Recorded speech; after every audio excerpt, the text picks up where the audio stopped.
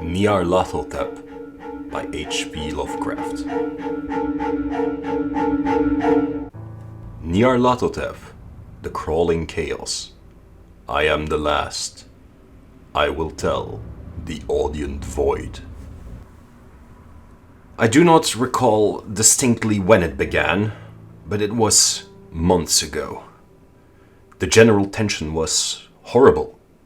To a season of political and social upheaval was added a strange and brooding apprehension of hideous physical danger. A danger widespread and all-embracing. Such a danger as may be imagined only in the most terrible phantasms of the night. I recall that the people went about with pale and worried faces, and whispered warnings and prophecies which no one dared consciously repeat or acknowledge to himself that he had heard. A sense of monstrous guilt was upon the land, and out of the abysses between the stars swept chill currents that made men shiver in dark and lonely places. There was a demoniac alteration in the sequence of the seasons. The autumn heat lingered fearsomely, and everyone felt that the world and perhaps the universe had passed from the control of known gods or forces to that of gods or forces which were unknown.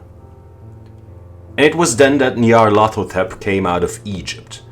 Who he was, none could tell, but he was of the old native blood and looked like a pharaoh. The Fellahin knelt when they saw him, yet could not say why. He said he had risen up out of the blackness of 27 centuries, and that he had heard messages from places not on this planet. Into the lands of civilization came Nyarlathotep, swarthy, slender, and sinister, always buying strange instruments of glass and metal and combining them into instruments yet stranger. He spoke much of the sciences, of electricity and psychology, and gave exhibitions of power which sent his spectators away speechless, yet which swelled his fame to exceeding magnitude. Men advised one another to see Nyarlathotep, and shuddered. And where Nyarlathotep went, rest vanished, for the small hours were rent with the screams of nightmare. Never before had the screams of nightmare been such a public problem. Now the wise men almost wished they could forbid sleep in the small hours, that the shrieks of cities might less horribly disturb the pale, pitying moon as it glimmered on green waters gliding under bridges and the old steeples crumbling against a sickly sky. I remember when Nyarlathotep came to my city, the great, the old, the terrible city of unnumbered crimes. My friend had told me of him and of the impelling fascination and allurement of his revelations, and I burned with eagerness to explore his uttermost mysteries.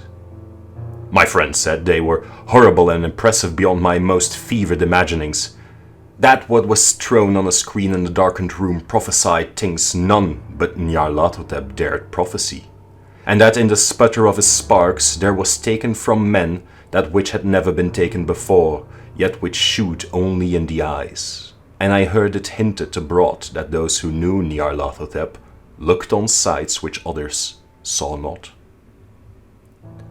It was in the hot autumn that I went through the night with the restless crowds to see Nyarlathotep, through the stifling night and up the endless stairs into the choking room. And shadowed on a screen I saw hooded forms amidst ruins, and yellow evil faces peering from behind fallen monuments. And I saw the world battling against blackness, against the waves of destruction from ultimate space, whirling, churning, struggling around the dimming, cooling sun. Then the sparks played amazingly around the heads of the spectators, and hair stood up on end whilst shadows more grotesque than I can tell came out and squatted on the heads. And when I, who was colder and more scientific than the rest, mumbled a trembling protest about imposture and static electricity, Nyarlathotep drave us all out, down the dizzy stairs into the damp, hot, deserted midnight streets. I screamed aloud that I was not afraid, that I never could be afraid, and others screamed with me for solace. We swore to one another that the city was exactly the same, and still alive, and when the electric lights began to fade, we cursed the company over and over again, and laughed at the queer faces we made. I believe we felt something coming down from the greenish moon, for when we began to depend on its light, we drifted into curious, involuntary formations, and seemed to know our destinations though we dared not think of them. Once, we looked at the pavement and found the blocks loose and displaced by grass, with scarce lines of rusted metal to show where the tramways had run. And again, we saw a tramcar, lone, windowless, dilapidated and almost on its side.